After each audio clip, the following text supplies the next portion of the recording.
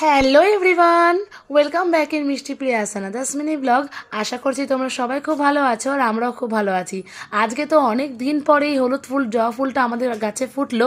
দেন তো সকালবেলা চলে আসলাম, ঠাকুর প্রণাম করে নিচে এসে বসলাম খালি পেটে চিয়া সিডসটা খেয়ে নেওয়ার জন্য। দেন তো দুই বোনে মিলে বসেছিলাম সকালের গরম গরম চা নিয়ে। তারপর তো সকালে ব্রেকফাস্ট করে সোজা চলে এসেছিলাম স্কুলের জন্য রেডি হতে। এদিকে তো মা আজকে টিফিনে করে দিচ্ছিল ম্যাগি।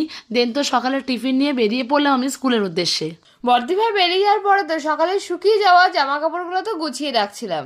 এদিকে তো মাসিমণি দুপুরে রান্না কমপ্লিট করে সোজা চলে গিয়েছিল পুজো দিতে, কারণ আজকে ছিল একাদশী আর একাদশীতে মাসিমণি খাচ্ছিল ঠাকুরের প্রসাদে সাবুকলা। দেন তো বর্দি ভাই স্কুল থেকে বাড়ি চলে আসলো, তারপরে তো আমরা দুজন মিলে বসে লাঞ্চটা কমপ্লিট করে নিলাম। তারপর তো বসেছিলাম সন্ধ্যেবেলা টিভি দেখতে, আর এদিকে আমার বোন ঝুড়ি থেকে একটা পুরোনো ক্লিপ বার করে মাথায় লাগিয়ে বলছে ওকে কেমন দেখতে লাগছে। দেন তো আমি বসেছিলাম একটু নেল পলিশ পরতে। তারপর তো সন্ধ্যেবেলা সন্ধ্যের চা নিয়ে বসলাম পার্সেল বক্সগুলো মেকিং করে নেওয়ার জন্য।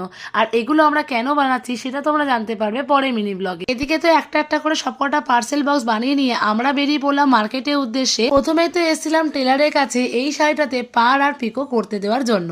দেন চলে গেছিলাম ফুলের দোকানে। এখানে আমরা অনেকগুলো ফুলের স্টিক দেখছিলাম, আর এখানে তো ছিল অনেক রকমের ফুলের কালেকশন। ফাইনালি এখান থেকে আমরা দুটো ফাইনাল করে নিয়েছিলাম, আর আমরা এই ফুলগুলো নিয়েছিলাম। কালকে তো মার্কেটে আসার সময় আমরা শাড়িটা আনতে ভুলে গেছিলাম, তাই আজকে আমাদেরকে আবারও আসতে হয়েছিল শাড়িটা নিয়ে টেলারের কাছে দেওয়ার জন্য। আর বাড়ি ফিরে তো আমাদের একটা ব্যাগ হারিয়ে গেছিল, যেটাই আমার বোন এখানে টর্চ নিয়ে খুঁজে বেড়াচ্ছিল।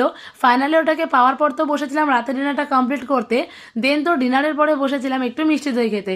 So that's it for today. দেখা হবে পরের মিনি ব্লগে। Bye bye.